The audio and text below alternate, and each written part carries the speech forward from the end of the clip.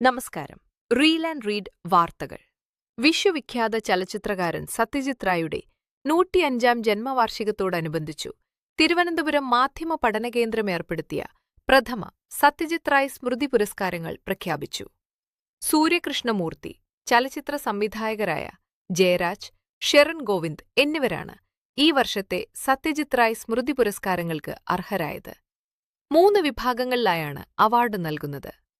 അതുല്യനായ Indian ചലച്ചിത്രകാരൻ Satyajit റായുടെ 105-ാം ജന്മവാർഷികത്തോടനുബന്ധിച്ചു Thiruvananthapuram മാധ്യമ പഠനകേന്ദ്രം ഏർപ്പെടുത്തിയ പ്രഥമ സത്യജിത് റായ് സ്മൃതി പുരസ്കാരങ്ങൾക്ക് സൂര്യകൃഷ്ണമൂർത്തി, ചലച്ചിത്ര സംവിധായകരായ ജയരാജ്, ഷെറിൻ ഗോവിന്ദ് എന്നിവർ അർഹരായി.